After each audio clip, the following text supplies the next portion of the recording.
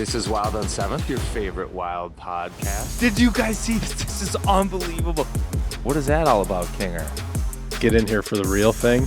Like, let's get weird. Maybe I blacked out trying to figure out what was going on. Doubt, worry, fear, because that's what we're breaking the mold on here. Welcome to Wild on 7th, presented by Pilot Games. We're here until it's here. Welcome back to Wild on 7th, your favorite Wild podcast, presented by Pilot Games. Again, whenever you're out enjoying your libations, make sure you use their products, their e-tabs, because when you do, your community wins. Sitting next to me now, we're kicking this off with John King. We have a guest this afternoon. It's going to be Jake Lucchini from the NHL's hottest fourth line right now. But before we get to him, we're gonna do some housekeeping around this club. The playoff situation has gotten 0.4%. It's 0.4 now. 0.4%. Checked it this morning. That's money puck. Also, 0.1% chance to get the first overall pick.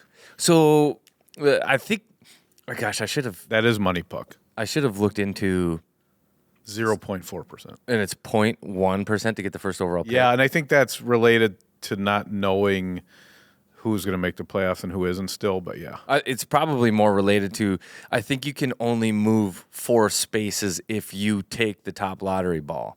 So everybody has balls in the draft pick. Correct.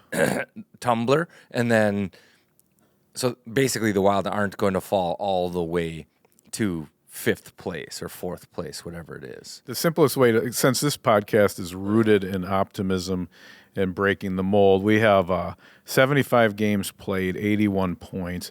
If we won all of the rest of our games, that's 14 points. We would have 95. LA would have to go 2-4, and we would have. That's with us winning everything. So yeah, it's going to be hard. 0.4%. Yeah, we opened up the broadcast last night with a little Lloyd Christmas reference. So you're telling me there's a chance they're trying to chase down Mary Samsonite. I do like believing. I will say it's healthier. There's less calcium deposits, but yeah, it doesn't look like it's going to happen probably. But so that gets us to the narrative, right? Like, what do we make? Like, it's not a postmortem because we're not dead yet. But like, what do we? How are we feeling, Carts? 23-24. I think you look at let's look at the Colorado game specifically. You're playing against the team chasing down the President's Trophy, and you know at some point they're going to dictate play. I mean, they've got Nathan MacKinnon, who's looks like he's not going to take no for an answer when it comes to winning the Art Ross Trophy. Like, Kucherov and MacKinnon score 3 points a night. Like, it's unbelievable right now. So you know at times MacKinnon and Rantanen and Makar and that group are going to be able to play and make you look foolish. But the Wild, I thought, were the better team for 40 of the 60 minutes. It was Colorado good in the first 20 minutes, Wild after that. And that's the Minnesota Wild without Ryan Hartman, without Marcus Foligno, without Jared Spurgeon, without Zach Bogosian. And yes, you could say, hey, every team gets injured. But let's look at the playoff teams. How many of them lost their number one D-man for the year? Oh, none of them. They've all got them. Like, how many lost 2 leaders, 2 guys that wear letters? And if we're talking about injuries, too, there's more to it than just missing 3-4 guys at a time. Maroon was hurt. I mean, missing critical guys Kirill at critical was out. times. Kirill was out. I think Brodin out with 2 separate stints. And despite all of that, and despite the 0.4% chance of making the playoffs, this team still shows up to win every single night. Like, they're playing Colorado. They played well. They put up 45 shots against the team that might be the favorite to win the Stanley Cup. You know what I mean? And that's not a team that's resting or laying down late in the season. That's a team that wants to win the President's Trophy. Nathan MacKinnon wants to win the Art Ross Trophy. So it's not like they caught this team on a bad night. They outplayed them. So the way I look at it is, there are you've got the playoffs. You've got the 16 teams that are going to make the playoffs, and every year you maybe are going to have a couple of teams that probably aren't playoff teams in the playoffs, and every year you might have a couple of playoff teams or teams that should be in the playoffs that aren't. I think that's what the Wild are. They needed to be healthy, and they took some risk in that regard. Short $14 million, and that was probably the number one thing that they needed coming into the season. It didn't happen, so they rolled the dice, they gambled, and they lost. But the talent on the roster and the ability in that room is that of a playoff team. They just couldn't get it going enough to make the playoffs. You said it on the broadcast. It jumped out at me, and I don't know the exact words you said, but it was something like, this is kind of hard to watch. You're basically watching a playoff team that won't make the playoffs, or a team that sure would be fun to see in the playoffs, because we're almost like a first-ring suburb of the playoffs. If the playoffs are happening in the city, we're like right outside of that, maybe with St. Louis, and there's a couple other teams. Pittsburgh might end up in that spot as well. But I was kind of thinking of, I want to hear what you meant when you said that, but I kind of, my narrative on the season is we deserved better. And I mean that for the players as well and the fans, because everybody loves spring hockey, and things didn't break right. We've heard this time and time again. Every guy on this team says it feels like 5 seasons in one, from Sweden and a hot streak, a cold streak, a coaching change. It's been and you'll go all the way back to the year before, where we started so bad that we felt like we had a 45-pound sewer cap and we were trying to tread water for an entire season. So even though we didn't go deep in the playoffs, it's just, there's a soccer announcer that he always goes, unlucky, like when something bad happens. Yeah. Unlucky. And that's kind of what I feel like.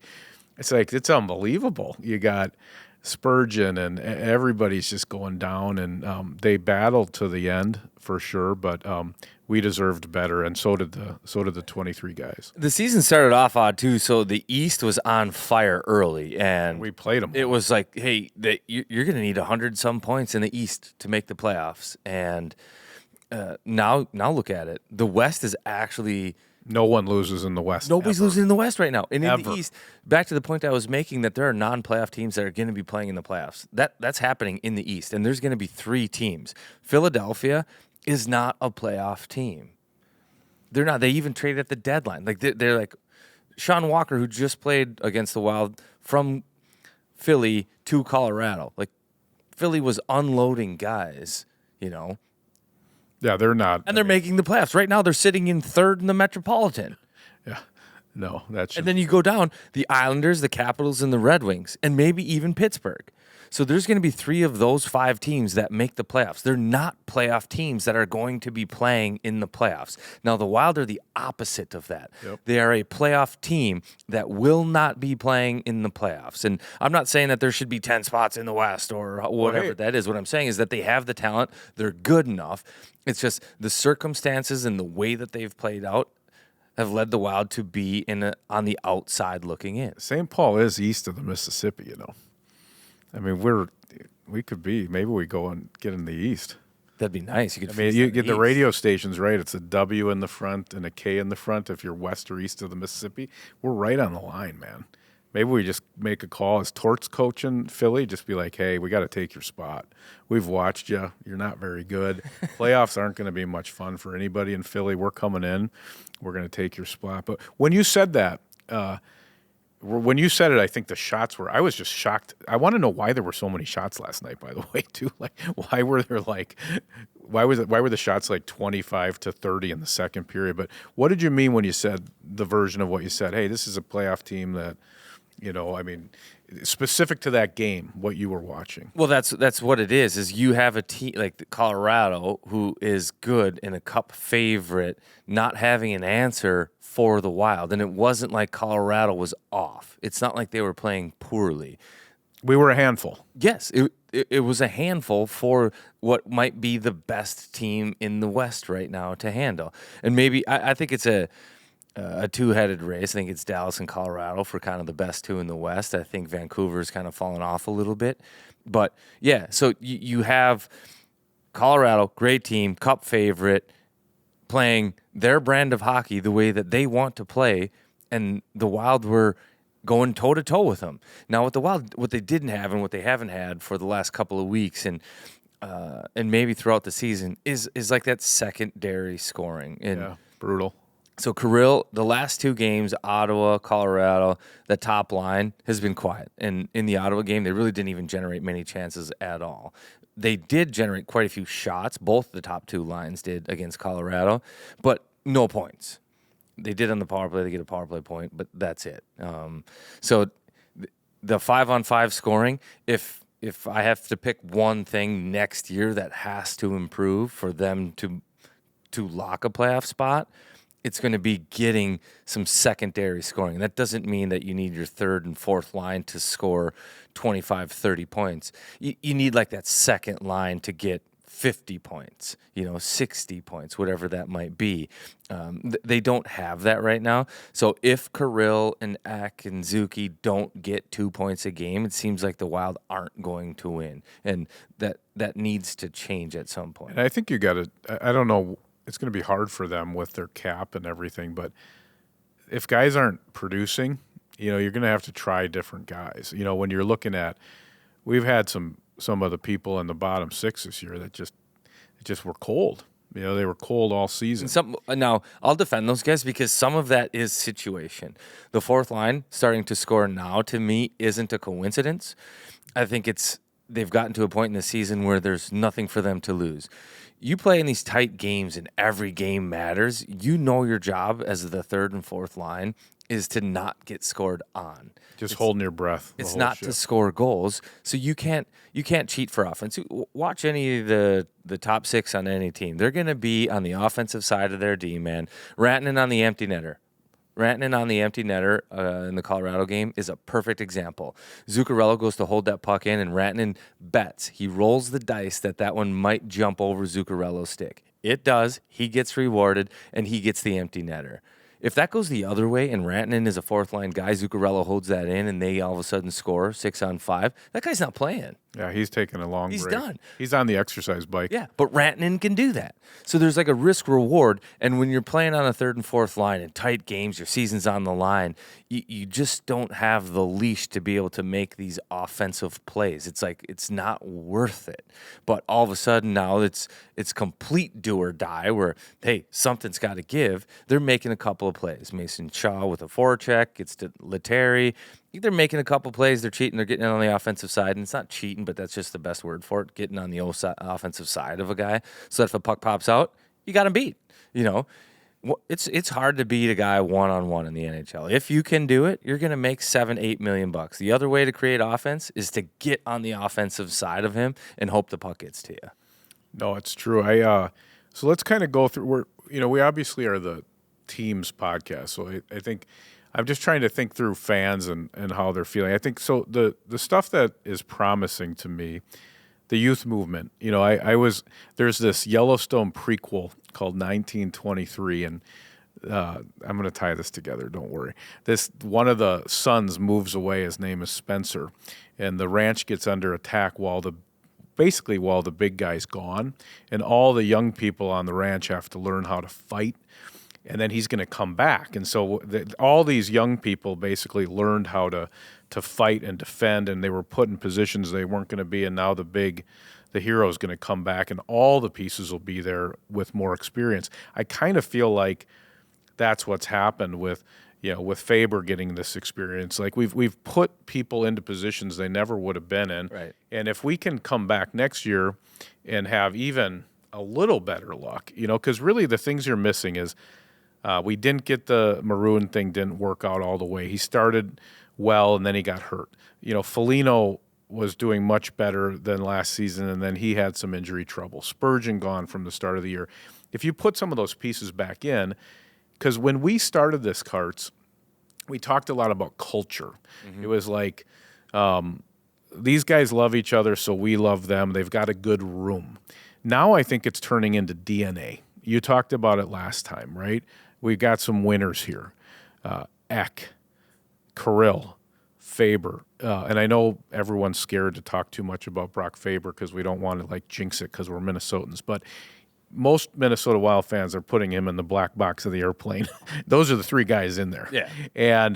And Fleury was special this year. Of course, Matt Boldy comes in and out. Ryan Hartman, Zuccarello, some of these other guys. But I'm seeing some DNA things. So when I think if I was a negative Nelly, if I'm like these people that, classic Minnesota fans, they're going to say, well, next year is the same thing. We still got one hand tied behind our back, and we're $15 million short. And I think it's about DNA. We got to get into the playoffs. I'd like to see us win a round, like start learning how to beat good teams instead of just beating bad teams and almost beating good teams. Yeah. And like if we could win a round and start to like understand the gauntlet of Stanley Cup playoffs, and then the following year we got $15 million back in Billy's wallet, that gets pretty interesting. But so I'm staying positive. I did like the fight, but I'm seeing a shift from culture and feel good, guys liking each other, to like there's some DNA there. Yeah. These guys don't take nights off. Kirill is an ox. Faber is a man-child. Eriksson Ek. I did get a text. Somebody said, hey, Ek fought Kachuk tonight. I had hockey. I'm like, no way, because I thought I was going to get my bold prediction. And then we watch it. It's just a scrum. I was like, if that's the guy, but if that's the guy, that's a terrible first choice. Or the best first choice. I think Brady Kachuk is, I would not want to. Well, that's why. So let's say he was able to win that one. Okay, so then he never has to again. Yeah, then he's like, I did try it once. Yeah. Only once. Yeah, but I don't know. I'm staying positive, man. I like this group. Silver linings of the season, certainly Marco Rossi being thrown into... I totally forgot to say that. Marco Rossi thrown into a second-line center situation. He got experience that he ordinarily wouldn't have had, and I think he showed that he's capable. Now give him, and hopefully he has the Brock Faber mentality going into the summer that this is the most important offseason of my life. He comes back, and now he's got some confidence, and he plays, and he can be that secondary scorer that gets you 60, 70 points. Zach Bogosian, that trade was out of necessity because the blue line was beat up and Spurgeon was out, and they needed something. They needed some leadership and some stability there, and this guy has proven to be great. He can make plays. I mean, that 4-foot saucer pass off the rush over to Mason Shaw for Shaw's first goal of the season was ridiculous. How about Shaw's reaction, too? It was like he was in the Red Army. He just went like... Yeah. Usually he didn't even really like point at Bogosian. He was just like... I saw the same. I was like, that is gangster, man. Like, but he was in his own moment, so I give him he was definitely in his own moment. I was like, that guy just... It was not only in a Nordstrom bag. There was tissue, and the puck was in there, and it landed right in front of him, and he tapped it in, and then he was just like... Yeah. But we also saw, I love Shaw. Out of necessity, a change in style, I think. So the Broad Street Bullies are still here, and that's why Maroon was brought in, and Marcus Foligno's here, and Marcus will throw a helmet. Yeah, but with the coaching change, Hines, it looks like he wants to play a pace game. Speed and lanes. Yeah. So all of a sudden now the team starts to look a little bit different, and the feel is a little bit different than it was last year and even at the start of this year. And I don't think the Wild have lost like that jam because they still lead the NHL in majors right now. Like they're still ready to go and to play physical and to be mean and to take something from you that you want. But they can play with pace, too. So there have been some silver linings. And I think that the pace and the way that they play through the neutral zone, the quick up, get your route, get back in on the forecheck, it will work. I like it. And I think it's a big reason. It's just a systematic change, but a big reason that the Wild have been able to stay in some of these games is just because teams like Colorado, they had Devin Taves, who's we could look up his numbers. He's a plus monster. He's maybe the best since the trade to Colorado. I don't think that there's another player in the NHL that has a better plus minus than Devin Taves. And all that means is that he takes care of the puck well. He was turning the puck over like crazy in that Colorado game because he just felt pressure. I don't want it. Get rid of it. And the guys are in the right spots. They're fast enough to skate and shut down lanes and turn pucks over. Now it's just a matter of finding like the talent and the confidence to be able to capitalize on those turnovers. Well, he's a technician. It's not that often you see a coach come in and you can really see the difference. Yeah. Like right when Hines came in, it was like, oh, this is like super checks. Like everybody's got their They're lines, and it's as fast as you can go. And here's your first. It's almost like progressions for a quarterback. Here's option 1. Here's option 2. Don't overthink it and do it fast. And it's worked. I do want to underscore the Rossi thing too. So that stat that you guys had on there, 30% of our scoring is from players under 25 or whatever. That is outstanding. Rossi and Faber on the cover of my Hockey News in my mailbox. I mean, those are things that are good. I do have a closed circuit message to Brock Faber's dad, who listens loyally. This whole thing, but most important offseason, I hope this kid keeps going Michael Jordan and like work on one thing. Can you imagine if Faber, if he just spent the summer just on the finishing right at the net? Because he can get there whenever he wants. He can skate around people and get into the goalie. So whatever his A, B, C, A1 move ends up being, that could pop into suddenly you're a 65-point guy. Yeah. Because you can do a little turn and find a way to, slide it in. He's not going to ask me, but if he did, for the one thing I think he should work on, it would be the visor. No, yeah, it would be how to be most effective running the top power play. So I think it's easy to defer when you've got Zuccarello and Kaprizov and Eriksson Ek out front. But you watch Makar, he's good, and he's just a couple feet off of the center line. He walks the line. It's obviously a trendy term in hockey, walking the blue line, but he does it with purpose. And Faber can do all of those things. It's just figuring out the why. Why am I standing here a couple feet wide versus right in the middle to draw somebody here to create this passing lane? Why am I walking the blue line? To drag this guy past halfway so that I can throw it back to that guy and give him a little bit more time. That's like video work, though. How would he do that, right? I mean, he would have to almost just watch film. Yeah, watch film, start to think, start to understand. Like if he hasn't run a power play in college, like he doesn't have these reps, so he has to find different ways to get these reps. But if you can get... Or just giving Brock Faber homework. Just had like the best year ever. No, but... Going to make tons of dough. And we're like, hey, Brock, when you get time in June and July. But it's because maybe he hasn't had this opportunity, but I think he's shown that he can ace any test that you give him. Absolutely. Try it now. If you want to focus on one thing to improve your game and go from a Calder person to the potential Norris Trophy winner, get better on that power play. I love it. Mr. Faber, so we're going to nerd out on the power play, lots of tablet time, and then give me an A1, and an A2, move right in the snot bubble, and we're at 65-point scorer, and it's going to help. But all that brain power requires nutrition. It does. And you know what? Have you had any coleslaw yet this year? Some in the fridge now, as a matter of fact. Okay, so it's once it's Easter, it's fair game.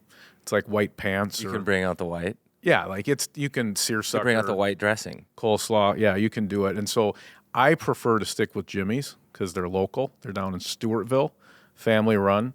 Griff and Sam, couple young bucks. And they got a pineapple one. They got an original one. It's refrigerated, which is kind of cool. Pineapple would have been good at Easter. I know. Refined, refrigerated, Jimmy's. Check them out. It's delicious. Don't you be messing with my dressing. When you think about us building towards 24, 25, is there anything that is on your mind about that? Yeah, there is. First and foremost, it's probably about making sure that you feel safe. And if you're going to create an environment, like a locker room where guys feel safe, they can trust each other, they go to work, boy, it really starts with like a good foundation, a good roof over your head. And Wild Construction can provide that for you. They do specialize in storm damage repair. They're great to work with. I had them repair my roof last summer after a storm rolled through. That same storm maybe did damage to your house. They have tools at their website, resources to help you find if you're within an area that had storm damage. If you potentially could have situations where it shows up 12 months later. That is common. The snow has melted. They can get on your roof now. They've also leveled up. It's no longer wildconstructionmn.com. It's just wildconstruction.com. But if you are used to the old tagline, you can do wildconstructionmn.com, and it takes you to Wild Construction. They make a pretty good hoodie, too. And they make a decent hoodie. Soft. And you make it look good. They constructed a pretty good hoodie. Yeah, they'll make it happen. Check them out. Hey, the only thing before Jacob Leo Lucchini comes in here, I had so let's play devil's advocate, okay? Because I think the harshest thing I could say about the Wild this year, and I want to hear your counterpoint to this, is we beat all the teams we're supposed to beat, and we don't beat any of the good teams. Yeah. And so even the Colorado thing. Yep. Great. You played hard. You fought to the end. Here's your juice box and your participation medal. You didn't do it. You didn't beat any of them. If you line up, if you were to look at our schedule and do playoff teams and non-playoff teams, I bet we're like 28-7 against non-playoff teams and like 7 and whatever the flip is. So is that just because we were hurt, or like we're just right? Because the knock on the Wild is like forever mid. We're not bad enough to get draft picks. We're not good enough to win the Stanley Cup. So we're in this like little middle zone. How do you bust out of that middle zone? And how do we break the mold on that thinking? What's the positive on that? Yeah. I think it's the same. I think it's probably scoring and timely scoring. So Guys with a nose for the net. Yeah. But they didn't. What they didn't have this year is the ability to separate. They could have a 1-goal lead, and they gave up a lot of 1-goal leads in the third down the stretch, and teams ended up stealing points from them. Where's that separator goal? Where's that third line checking goal? Like that's where you miss Marcus Foligno and his 15 to 20 goals. Like where are they're not there? And without them, it hurts a little bit. I think that they also missed a guy like Foligno that knows like momentum shifts in a game and how to control those things. So you feel this group coming on a little bit. Okay, I actually have some influence here on how this goes. You go out and you have a heavy hit. You run the goaltender. You do this. You do that. And completely agree. And understanding that stuff. But so they need some secondary and some timely scoring. They needed some leadership in some of those sandpaper guys to change the course of a game. Guys that understand where this is going and to change its path. But I think that's a good point. And that's something that the coaching staff and the team and everybody else is probably going to have to analyze this summer. Is we were good against, and we did beat the teams that we should beat almost every time. Like we had the one hiccup more so than the good teams beat those teams. So we had the turn off the TV Arizona game. Never done that before. Hope I never do again. We had the weird one with Nashville kind of coming into the break. But almost we just ran the table. If you're playing Chicago, Arizona, San Jose, we beat them every single time. And so that's where, when I watch these guys, don't you notice these little moments, Carts? Like, I don't know how many times Marco Rossi, even though he had a good year, there's just times in a game where he's like shot out of a cannon on a breakaway. Yeah. And he's right by the net and he doesn't quite score, right? Like all of a sudden he slides into the wall behind the net. He almost scored, but he didn't score. Faber had a lot in the goal crease like that. There's a lot of pucks on the tape of Johansson and Gaudreau, especially playing with Zuccarello, where you're just like, it's just not quite. And I think we just got to find a way to turn those dials up. Secondary scoring. It's scoring. Is absolutely everything. We did have a little goaltending hiccup early. The other thing that we didn't have this year was like I shouldn't say that. After Hines came in, they had a run, but they needed like a run to just get. They had a run and then they went comfortably. backwards. Yeah, to comfortably be somewhere. Look at the playoff teams right now. Winnipeg Jets are last 10, 4-5-1. Edmonton Oilers 5-3-2. Vancouver 5-4-1. What are the Wild right now? And this is after losing to Colorado 5-3-2. Like they're right there with those teams, and they have been from the All-Star break on. Just before that, they didn't go on a run, and the scoring post All-Star break from a depth perspective was not enough to get them to a Nashville scenario where they go 15, 16 games collecting points in a row, and then all of a sudden they're completely out of the wild card spot. And we need a surprise, man. We need like Riley Height to just come in and be good right away, or we need, you're kind of wanting, you had some times when Dewar would have 10 goals, or the other Dewey we just didn't have those moments. Foligno career year. Zuki's separated from his brother from another mother. That's another one, is we went from a two-line team to a one-line team. Well, you're right. It was Boldy and Johansson, and it was Kaprizov, Zuccarello, Hartman.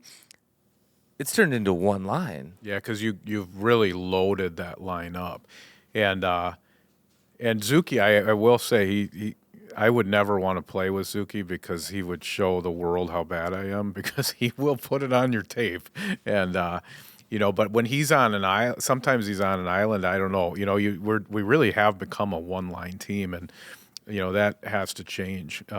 We need pockets. I kind of thought Lettieri was going to score 10 goals or something just because he had the shot in college. But, it is what it is. But, yeah, tough one. Let's spend 5 minutes on this because I think it's interesting. Did you see the Rangers Devils 5-on-5 brawl? Yeah, I thought of you right away. What did you think of it? Like watching it? Well, the one fight went on for like 16 years with the big boy. The big boys, yeah. Did the goalies didn't fight, right? I saw the one goalie had his helmet on the ground. I couldn't tell if they were thinking about it and they didn't, or I didn't know why was that happening. So when I first saw it, I thought it was the Rangers against Carolina because they're both playoff teams, and this is like, hey.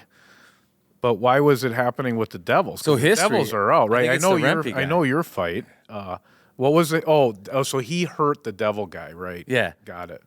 So he hit, I think, Siegenthaler, and then McDermott wanted to fight him, and he turned the fight with McDermott down Yep. and was giving him the chirp sign language and didn't fight him. So McDermott wasn't just going to let that slide under the rug. He wanted it to be settled, and I think that's where it went through. And then you look at the history; it's Devils, Rangers.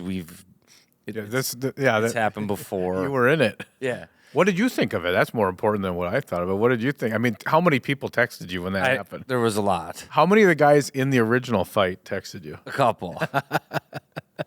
How many? And they said we got one upped, which we did because there was your take. The one fight was a heavyweight fight. There was 5. I just want to know if this is a scenario where the sequel is as good as the original or not really. I don't think so. I think because you had one, the new one is more like a classic boxing card where you had like a main event. Because that fight was so long with Rempe. Yeah. And then yours was great because it was like they were all happening. They were sort of all good all at the same time, if that makes sense. That would be my take, but yeah, it was something. Yeah. Yeah, no, it's interesting because, our fight had history too. And the Rangers had come into our building and they ran like Zach Parise and Ilya Kovalchuk early in that game, so we had to respond. And our coach started the fourth line because that's who sets the lineup first. So obviously Travis Green set the lineup, and he wanted McDermott out there to start. And so right away they knew what was happening. I think they had an inclination, yeah. And then everything played out the way it did. But I think it's good. I'd like that there's like I like that this Rempe's bringing a little old school back into the game of hockey. I think there's two sides to that coin. Some people are like, there's no room for it in the NHL. Like, get it out of here. And I'm starting to understand that side of it a little bit. But part of me still likes old school hockey. And I love it, man. And Rempe's bringing it back. So and he will be a prominent figure in the Stanley Cup playoffs. Yeah, and he's made a name for himself. He's not going anywhere. Bad things are going to happen. If you're playing the Rangers and you're the best player. Well, that's what was great about that season where we had that line brawl. We ended up playing the Rangers in the East Final. So there was a playoff series after that, which was great. I don't think that New Jersey's going to make the playoffs. Matter of fact, they're not. So no, they're not. They were a 10%er a little while ago. That won't be the matchup, but well, yeah, let's take another word from our sponsors before we bring in our special guest here. Oh, hey there. Get in here. Hey, get in here. Get in here.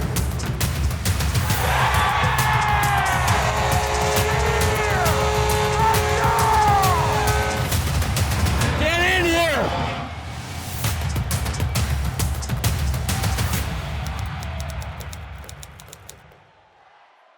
T-Rex cookies. Well, they're making a statement. That statement is cravings are not a weakness. I have a sweet tooth. I love cookies, and these are the ones for me. There are 4 half-pound frozen cookie pucks in each bags. You throw those bad boys in the oven, they expand to about 7 inches in size. That's probably enough to satisfy my sweet tooth. Can't wait. They come in 3 flavors, Monster, Chocolate Chip, and Caramel Chocolate Chip. You can find them in the frozen dessert section at Cub food stores and other select retailers in the Twin Cities. They're a high-quality cookie experience that outsizes the competition. Only use natural ingredients that give you a consistent baking experience at home every time. T-Rex Cookies. They're making a statement. The Wild on 7th podcast is sponsored by Cub, your hometown grocery store. It's getting nice out, carts. Like, this is like the time you start looking at Manitou Ridge for tea times. And Cub has these little pub burgers. They're actually going to drop some off for me this afternoon to try them. They got a jalapeno cheese, 6 ounces, almost like little tasters, little sliders that you can cook up on the grill. Bunch of different flavors.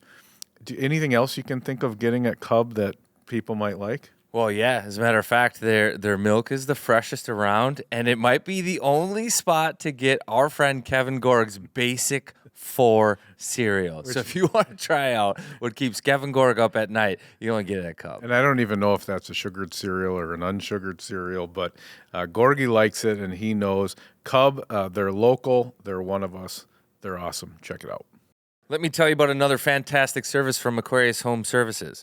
With spring storm season upon us, Kinger, have you ever worried about losing power at your home? I did worry about that before. And when you built the place, did you put a generator in? I didn't. Well, worry no more if you have, because Aquarius Home Services has got you covered with their top-notch generator installation services. Don't let Minnesota storms leave you in the dark. They'll make sure your fridge stays cold, your sump or well pump keeps running, and your lights stay on. Best of all, they offer free consultations to help you find the perfect solution for your home. Aquarius believes in earning the right to be recommended. They're just a click away at aquariushomeservices.com. Thanks again to our sponsors. They make this thing go, as well as Duke Cannon. If your hair is a weapon or you wish it was. Actually, Jacob Leo Lucchini used to have some really amazing hair. It looked kind of like that. Oh, yeah. I don't know if you can see that on there. We'll cut that in. But this is who we hope we're interviewing today, this person, wherever he may be. Yeah, check out Duke Cannon. You can get them Target. They're all over. Hurricane Hold, Main Tamer, all of it. Serious Flow, they got it all. So check it out. Hey, so Jacob Leo Lucchini, I'm really excited to talk to you. I do want to know what was going on here? Were you just living free back then, and then like College days. So that was your senior year of college? That was my senior year of college, yeah. This was like reckless. Yeah, Like, it was I'm probably proud like of a you. year and a half. A good year and grow a it half out? too. Yeah. Is this Yeah, the I didn't best cut year it of your for- life? Yeah, it was nice. I kind of want to bring it back just because it's like, Why wouldn't you? I mean, why not? I'm getting married this summer, so it's kind of like Not your call anymore? Yeah, exactly. But yeah, it's I do miss it. I mean, that Like, what guy part do you miss? is Like, awesome. like the flip, like the hair flip? I don't know. I just kind of like the feel of having long hair. Like I don't know why. I've like when I was growing up, I always had long hair. Like I just That's ponytail length. Could you? yeah. Oh yeah, I could throw it This up. in a is ponytail. Heath Ledger Joker is what I we're would looking never at throw here. it up in a ponytail, like kind of when I was like out and about. But like I would, like if I was at home, I could just throw it up like that. I just to keep it away from my shoulders and kind of more comfortable. But yeah, Also- yeah. Carts. So what you don't see here is the front rack also comes out. How easy true, is too. that for you to do? Can you do it I right can't now? do that anymore. Okay, so he back in this era when he was doing the Tim Reagan's Texas Forever, he could pop out the front teeth. Almost all of his Instagram for like 2 years, no teeth, this hair. Wait, in college? Yeah. So you lost the teeth in junior? So yeah, it was my second junior game with a visor on. I got my teeth knocked out. My front three, and then they Gone. fixed one of them, and there was the two that were just like gone. So I had Stick or puck? it was a stick Ooh, teammate or opponent? opponent. That's better. It was tough though. Like my second game too, I was like so excited to wear a visor, thinking it's so cool. I wore a mouth guard too and everything, and it kind of the thing that screwed me was actually I did have the mouth guard in, because when I got hit, I hit so hard that the mouth guard, my teeth didn't come out of my mouth. They just like split in half. So they were like just kind of hanging there, but I couldn't take them out because it's just so painful. And we were in Vancouver playing actually, and we had like an 8.5 hour bus ride home after, and like I don't want to get into it too much, but like the nerves were Exposed. So you had to have like a warm washcloth or something, or what did you do? I honestly, I think I just like I went to the hospital because I needed stitches, so I got the stitches, and I think they gave me like Tylenol 3 or something to take to get the pain, and then I was in the dentist office I think for 8 hours the next day, just taking the White knuckling it. It was horrible. You can run me through a 5-hour workout, and I will not sweat like I do in that dentist chair. Oh, the hands? same just cramped. I hate the air. is so Even the air. It is the worst. Oh, little suck. There's like a lot of things that like like I never wish anyone to lose their teeth because it is like the worst thing. And it takes Would so you ever long. have dreams after like you'd bite things and your teeth would just fall out? Yeah. That happened to me. So I lost my teeth too. What did you end up using? Did you have anything cover your nerves? No. Have I told this story when I lost my teeth in Canada? I want to hear We were it. playing against Calgary. Let's party. I think it was Owen Nolan hit me with his stick. It was like I don't know, like a scrum in front of our bench, and it wasn't like on purpose, but he like went to like hit my shoulder, and a stick hit my mouth and knocked my teeth out. Root was exposed, or the nerve was exposed. I go into the training room, and the dentist, who's there to do work in case somebody needs it, didn't bring any tools. So he goes, I didn't bring anything, but your teeth are really sharp. We need to take care of this. Otherwise, you like cut your tongue, because we had to go like to Vancouver, then back to Jersey. And I don't like where this is going. no, he goes, does your trainer have like a nail file or anything like that? I was like, I don't know. So the trainer's like, yeah. He goes and gets like a used nail file and then puts it in my mouth and files like my tooth down so Oh, that it's no. not sharp. Nope. And then he gives me like blue candle wax to like mold and put over my teeth so that at least it doesn't hurt when I breathe. But it was like a day and a half of like blue wax in my mouth. This is in the National Hockey League? Yes. Wow. That's not good. Tell me about it. Yeah, that doesn't sound fun. So a used nail file. If you didn't get the new used nail file, then you got cheated. Hey, do we want to warm him up? Yeah, we should. I think we're. Sorry about that You're story. new. No. That was a great. I got to find this. Here we go. So this is rapid fire. It's easy. You just got to do quick answers. You're kind of going back and forth with Karts and I. Okay. If you don't know, just say pass. Okay. Nickname. Luch. First real job. I worked as a grocery packer at a grocery store. Just pack groceries for people. What do you listen to in the car? I like country usually, a little bit of rap, but more country. Give me an artist, country artist. Zach Bryan's probably my guy right now. First concert. Nickelback. Amazing. Yeah, BC guy. It's your birthday. Where are you going to dinner? Probably just an Italian spot. I don't know one off the top of my head, but probably Italian. Figured. Pet peeve. Short hair. Yeah, sure, short hair. I got to think about that one. Yeah. I'll pass right now. Green light in any NHL city. Just get to let your hair down if you could anymore. Vegas. Nice. Something you need in your fridge. Kind of weird answer, but my Brita, the water filter thing. I use that thing. I didn't have it. Now I have it here in Minnesota. I use it nonstop. I love it. Yeah. Let me know if you needed a reverse osmosis Oh, system. jeez. Aquarius Home Services could take care of you. Earning the right to be recommended. Hockey jersey you had as a kid. Marcus Naslund. Nice. Yeah, BC. Yeah. First car. 2000 red Honda Civic. Standard. Standard, so stick. Yeah, stick. Nice. Yeah. Pre-game meal. Chicken parm and pasta. Weirdest food combo. Turkey dinner. I like to just throw everything together. Mashed potatoes, carrots, whatever it may be. I just mix it all up and throw a bunch of gravy on it. Gravy's good. Go-to drink at the bar. Simple, just a beer. Bud Light, Coors Light. You still on your parents' Netflix account? I think so. Yes, I think so. Perfect weekend. What are you doing? Go to the lake, golf probably in the morning, hit the water in the afternoon, barbecue at night. Yeah. Go-to drink. I'm a Coke guy. I like Coke, Pepsi or Coke. Gift card, any store.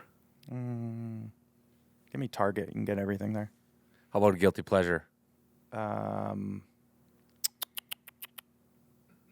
gonna pass on that. Last thing you binged watched. Last thing I start to finish was probably Entourage. Go ahead. Who plays you in the movie? What actor? We're hearing some Christian Bale. some Heath Ledger Heath is Ledger. coming around. Not that we Sure, can. let's do tell. that. Christian Bale, right? That's perfect. That works for me. Well, that was good. Nice work. You made it through that pretty There's a quickly. couple of them that are like I'm trying to think of some answers that I could give, but guilty pleasure, I don't know. Well, just Hey, did you go bucket off when you did your rookie lap at Ottawa? Yeah. Well, God, for that's the best. first like my whatever maybe 2 or 3 laps, and then everyone came on the ice. I went to the bench, put my helmet back. I know. I saw. I'm like looking at these pictures. I'm it's like, I because think he went. he's cursed from junior. He's like, I lost my teeth. Second game. I'm not doing this no bucket and warm ups. I'm playing in the NHL here today. Like I was actually thinking about because I had my helmet on before I went on the ice, and they're like, "You're not wearing your helmet." I'm like, "Yeah, that's fine, but I'd like to put it back on because, like, it's just."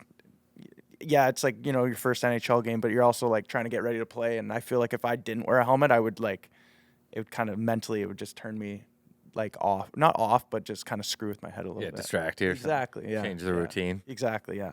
So I'm all over the place today. So you got it. Let's go.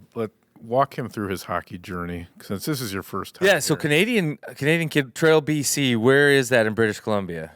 It would be, so I'm like 3.5 hours from Kelowna. I'm about 8 hours from Vancouver. So for us, we're right on the border of so when I go home in the summer, especially when I was in college, I would go home and fly back into Spokane. So Spokane's about 2.5 hours. I'm like 10 minutes from the border. So I'm right on the border, kind of south, it would be southeast of Vancouver, I think, just a little bit, because Vancouver's a little bit more kind of, obviously on the coast, and we're just kind of down more. But yeah, just kind of right around that area. And you're a water sports guy? Yeah, we have a place it's called Christina Lake, and just Oh, so that's there's like a lake. Yeah, place that's and- kind of like a lot of people in trail and kind of the surrounding areas, I guess you'd say, have places out there. Beautiful place. Yeah, we grew up with a boat, so skiing, wakeboarding, things like that. Now, was the path always U.S. college? Because that's not always the case for. Yeah, More so for Western Canadian guys, I Right. think, than Eastern Canadian guys. But yeah, I think honestly, for me, I was never really I wanted to just kind of I never had expectations, kind of thing. So when I was 17, my goal was to just make the Trail Smoke Eaters, my hometown team, junior A team. And then I made that team. I had no really options to go play in the Western League. I think I had 1 or 2, I don't know if it's development camps or whatever it may be, to go and, try out or whatever it be. But I was happy with playing in trail, and I didn't really get any interest from schools until it would have been the beginning of my 19-year-old year. So I didn't really have, expectations to go here or go there. I was just kind of wherever exactly. staying alive. Yeah, it's really all it was. I did my first year, I had 8 points. I think my first year junior, second year I might have had 15 or I was never I didn't have any expectations for myself to go play anywhere, because I was just, like you said, just kind of living and playing. And then my 19-year-old year is kind of when things started to kind of take off a little bit, and had some interest from schools, and kind of knew at that point I was going to go in that direction. Oh, nice. So what are the bus rides like for? Tough. Really? Yeah.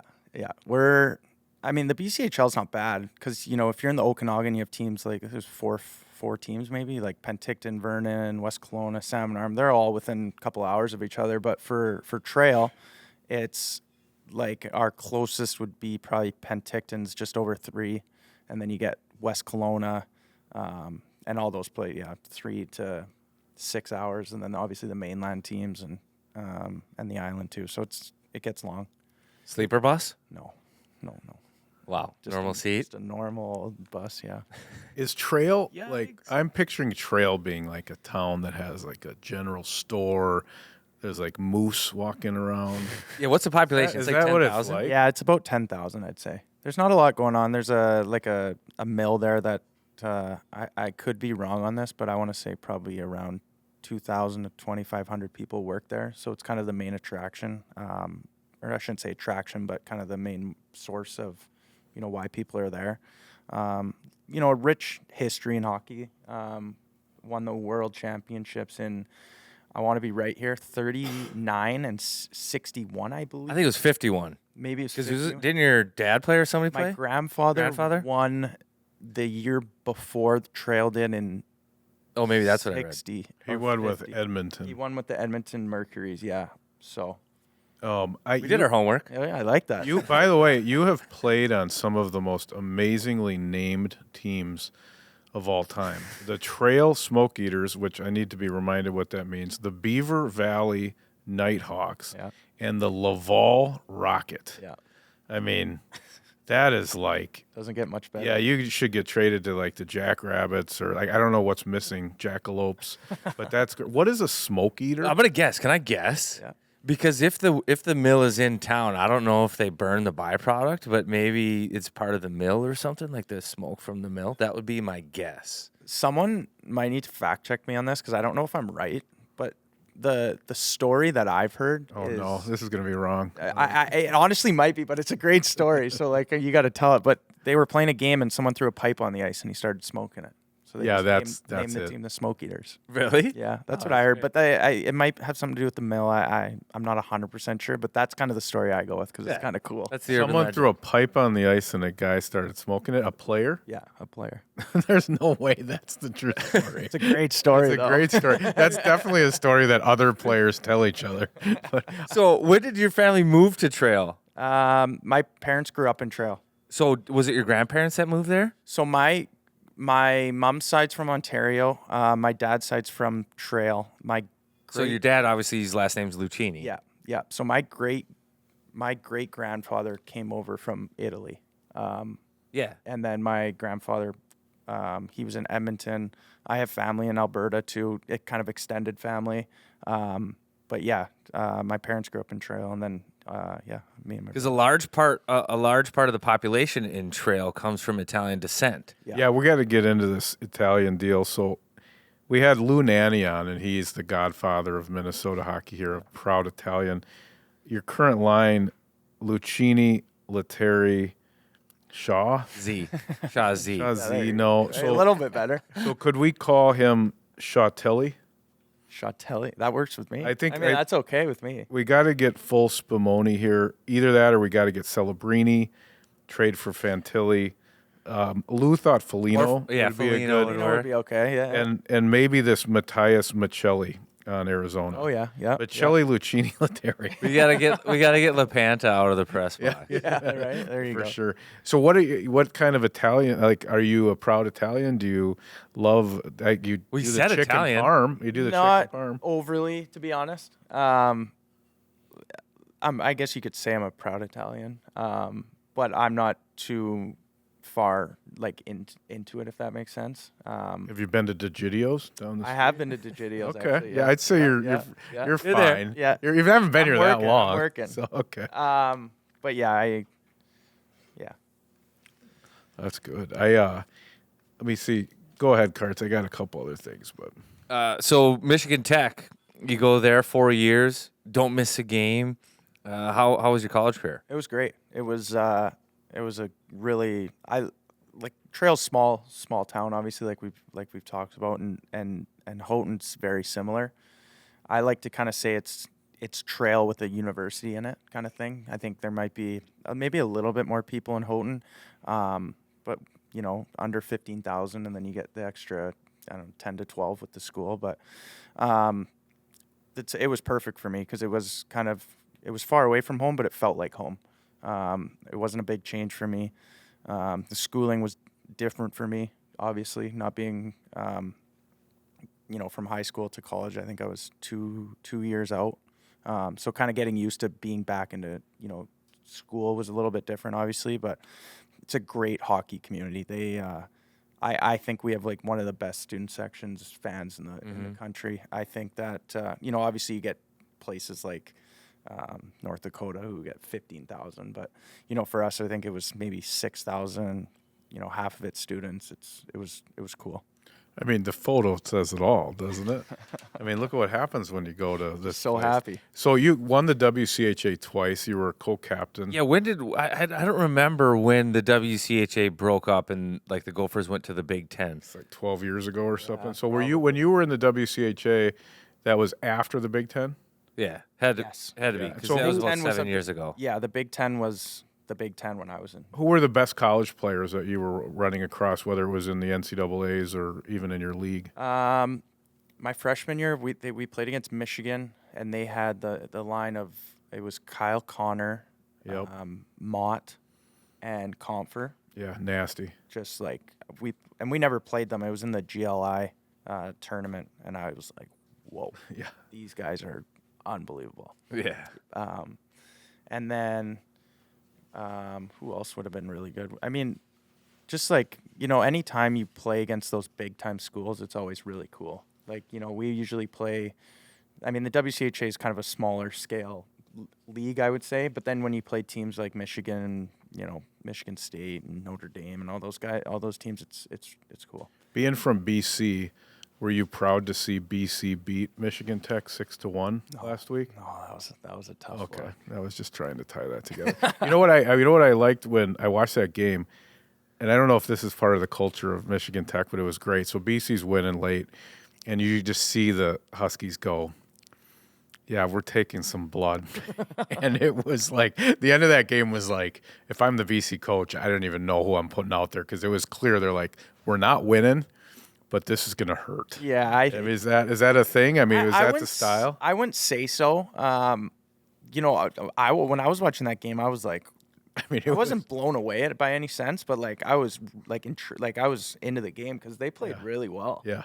But They it's had 'em just for a like while. BC, you have those first round picks, and those you give them, Buzzing around. they just one rush and they score, and then they score again. It's just like it's tough. So how did you? I'm trying to figure out your career here, because you're from Trail, you play on the team, and then it's almost like you just walked into Pittsburgh and like made a team. Like, I don't understand how, like, you said you were just trying to survive, but like, what's the moment where you get in? You're sitting here in the National Hockey League. Like, what were the key moments for you from college and Wilkes-Barre? Like, how does that happen? Is there like an open tryout in 2018 and you just show up? It was for me. I think I took a big step my first year of college, and then kind of rode that wave. My 4 years. I got an opportunity to sign with Pittsburgh. So Billy G was the assistant general manager the year I signed in Pittsburgh. Yep. And then that summer is when he got this job. So he signed me, but I'd never spent a full season with him. My second year was, it was the COVID year. We played like 30 games. That's when I was with Laval. And that was a really tough year for me. I think I had like 3 goals and 3. So I can't remember exactly what it was, but I was signed with Montreal. I got traded from Wilkes-Barre to Pittsburgh to Montreal, but I was in the American League my first year, and then I spent my whole second year there, and that was the year. It was tough, and then kind of had a crazy that off season. I signed an American League deal, which is always kind of hard. Not hard. I shouldn't say hard, but I was on an NHL deal, and then having to sign an American League deal. But I accepted that. I didn't have a great year. I didn't really expect anything else, kind of thing. And then kind of one of the best things that ever happened to me was I went to training camp in Montreal, went back down to Laval, and I got traded to Belleville. I think it was 3 days before the first game of the year. So I think it was a Tuesday.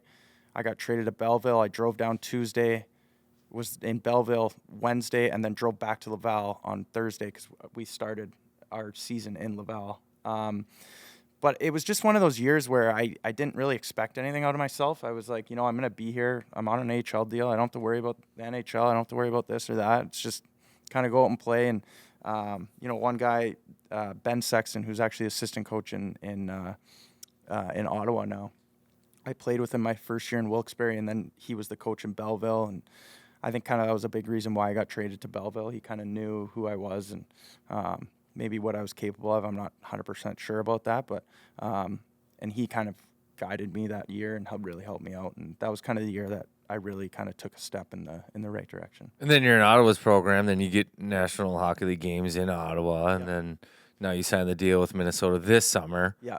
Great start to your season in Iowa, and then boom, you're here. Yeah. Just like that.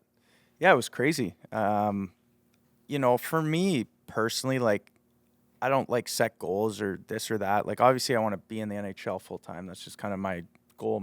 I think it's everybody's goal, but I just try to, I got caught up a little bit earlier in my pro career where I started worrying about different things, whether it be, who's getting called up, where's this guy, who's hurt here. And just like now, like, especially this year, I just, kind of expected to be, obviously I wanted to come here at training camp and try to make the team and have a good impression. But, if I was in Iowa, which I was, like, that was fine. Just try to go down there and try to, improve or just make an impression with, people down there to, ultimately come back up here. And it's been great. Yeah, there's a great lesson there because I do think that players, you start to read the tea leaves when somebody else gets called up, or you start to think, well, maybe they think he's a better player, or he's this, or he's that, and you really have no clue. Management maybe just knows the guy, or maybe there's a salary situation, or maybe you really have no clue. You just gotta kind of keep your nose to the grindstone, focus on your game, be as good as you are, and then you start to produce. I think that's what I heard, and I don't get to watch a lot of games, and is you just were excelled at everything that you did there, whether it was kill penalties, playing the power play, 5-on-5.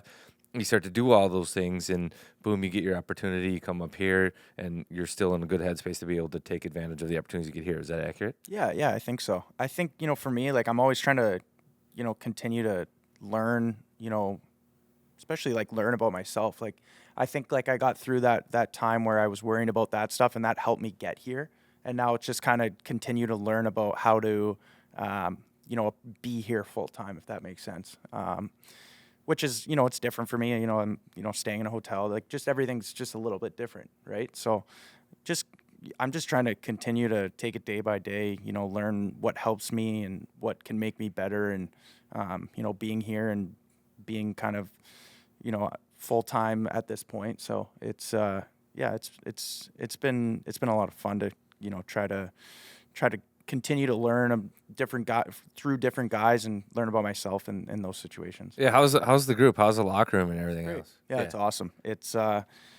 I think it's kind of like being in the NHL. It's similar in the sense of college, where you're with the same guys for multiple years. Yeah. I mean, it's different for me because I'm new here, but you can kind of just tell, like, guys have been obviously way longer than college, but it's the same sense of it's one team for one goal, because where you're going to be, if I'm saying that. Yeah, correctly. some stability. Exactly. You get good, like, junior, even the American League, it's like, guys are maybe wanting to come up or come down or whatever it may be, but it kind of reminds, like, being here in college is kind of similar in that sense of, you've been with the same guys for a long time. There's not a whole lot of turnover and that kind of thing. How do you stay out of the line of fire in the prank wars down in that locker room? Because it seems like everybody's got a target on their back. Be careful. Yeah, I just try to stay in my lane. I don't want to get involved in anybody's car. Exactly. Yeah. Cut up their suit. No. And yeah, I just let them. I just kind of sit back and watch and kind of enjoy it. Happen. You're there for the show. Exactly. Yeah. Who do you text the most on the team? Who have you gotten to know the best since you've been? I think for me, the guys who were in, Iowa, who I've known most of the year, like, Murmis and Becky and Vinny a little bit. But everybody's been great. I mean, Shawzy as well. He was in Iowa a little bit too. So, but yeah, everybody's been great. But I think, those, 4 or 5 guys are the guys I'm pretty, say, closest with. How about bigger Minnesota observations? This is a new market for you, from a hockey standpoint, fan base. Like, what's it been like getting to know the state of hockey. Yeah, it's really. I think it's unbelievable. My fiance's parents came to a couple games, and I told them, I'm like, I've never experienced this. You know what I mean? Like, I know it's different going into away buildings, and obviously there's some great atmospheres, but this is high end. The fans are great. It's always packed. It's been awesome. Yeah, well, don't let this winter fool you a little bit. That's what I heard. It's too. more like Houghton than it is like this Yeah. that you've for this year. It might be more like trail. I also the fiance is just a rock star from what I can tell, doctor to be or PA to be. So you got Yeah, she's doing well. yeah. If she says cut your hair, you probably should listen. I think. I Well, think tell us about it.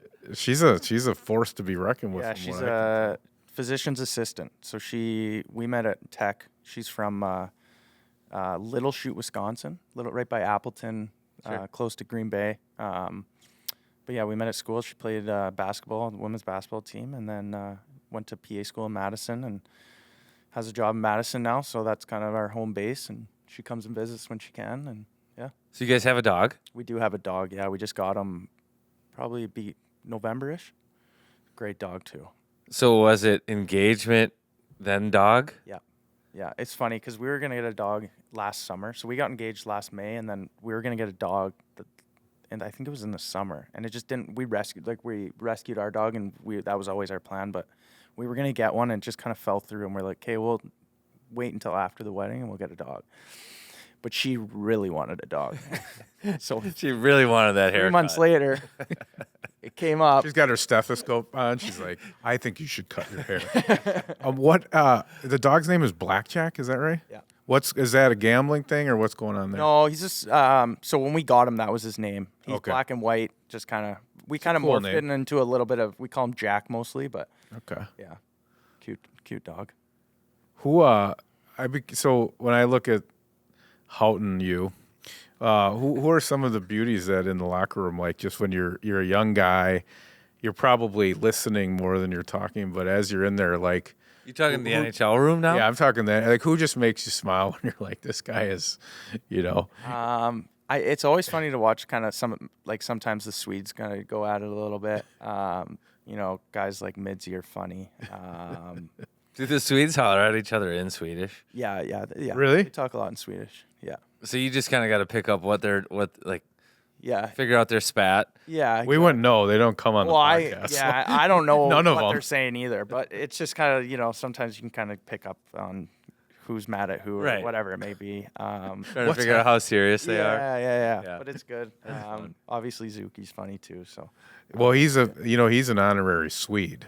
Yeah. They've actually said he is the godfather of the Swedes, even though he's not. He is in the one spot, Yeah. which is super weird. He's Norwegian, but He can I guess they're all just kind of scared of him. I would be too, but yeah, that's funny. Middleton has to be. Have you gotten to know Vinny much? I mean, Yep. Vinny, me and Vinny actually have gotten pretty close over the last, 2 or 3 months that I've been here. Because I was back and forth, he was back and forth a little bit, but I think, just like playing on the same line, we communicate obviously way more that we're on the same line, just talking about different things and that kind of thing. And yeah, it's been good. Vinny's awesome. Yeah, well, keep communicating with him because if you're a lake guy and a boat guy, I think Golf guy too. I think Vinny's quite the golf guy. golf guy. there's a cigar club But somewhere. his grandfather, that's Lou connected to Nanny, him. has a compound. It's like an hour from Balsam here. Lake. Yeah, with Oh, 50 got a- bedrooms. He's got a restaurant. You got a a golf whole. course. It's like a Kardashian, basically. Yeah. Just- I might asked to stay here for the summer. Yeah, and exactly. then you got Shawsey there too. He's a good BC boy as well. I mean, he's full farmer. Oh yeah, big yeah. He I haven't watched his Becoming Wild yet, but I heard it's great. Have you seen him play guitar? I have not, no. We want him to come on. I guess he's like pretty serious about it. We got to yeah. get him playing some tunes on here. What did we not ask you that you wish we did? Honestly, nothing really. This is probably my second or third podcast that I've ever been on, to be honest. This is So by I'm not far the I'm best I'm one. new to this. Yeah, I'm This new. is a good one. Is this your Yeah. first in-person one? Yep. Yeah. Yep. Yeah, baby. Yeah, I've done a few online, but nothing. Yeah. Let's I just want to finish with the line has been producing and scoring and playing well lately. I'm assuming that feels good.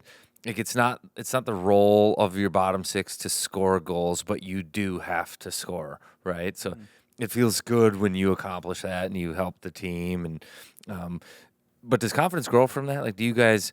Is it not a coincidence that all of a sudden you get one and now you've got three? Yeah, I think so. I think for us specifically, I think we know we can play an offensive game. Vinny's had success and we've all kind of had success in I know it's a different league, but the AHL, you can play kind of a offensive style game. Obviously it's different being here, obviously better league and you got to kind of know where you are, or know your role.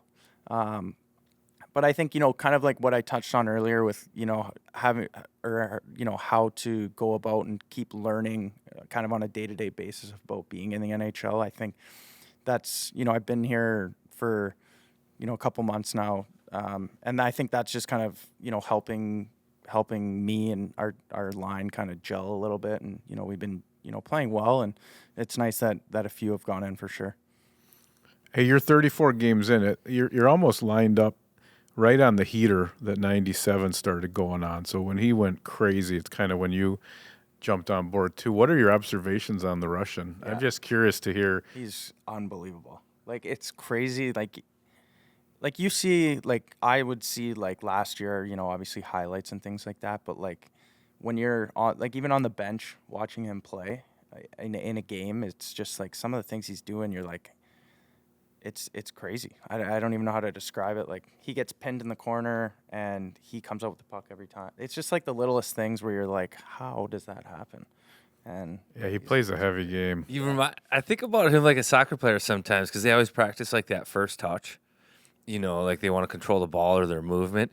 He has like an amazing first touch. So whenever the puck is coming to him, like he knows the spot and the movement that he has to make on that first touch. Where I would be like, okay, I want to receive this pass, catch it, and be like, what am I gonna do now? Yeah. He's already got it figured out, and he's like mohawking to get open or like riding an outside edge, cutting to the middle of the ice with the puck on his backhand or something. Like he just knows like that first touch and where to go with it, to where all of a sudden it looked like he's down and out to, oh my gosh, he's wide open. How did that happen? Oh, and he can take a puck off the skates super hard, somehow handle it. And the other one he's just got down is like on the wall, guy on him somehow comes. It's like that movie Days of Thunder. There's just smoke and he just goes through there, but he's the only car that comes out. He's and Dude, just he's been great. And that's talent because you don't practice that. Like you can't practice. You can't. He just can do that. That's where you sit there and you're like, wow, that guy, wow, that's really good. I'm jealous. But no, man, I appreciate you stopping by and giving us the time. awesome. I know you guys are busy. A couple of games coming up and then a road trip, but I appreciate the time. I welcome. appreciate you guys having me. It's good. Let us know how let's get back to that. Lettuce. Did you maybe mean that on next year. purpose? Let us know. I'll try. I know. Don't you be messing with his dress. Do the wedding, doctor, all that stuff. But then let's get back to Houghton. All right, it's gonna help you. Yeah. I All right. think so. We're here. Till it's here.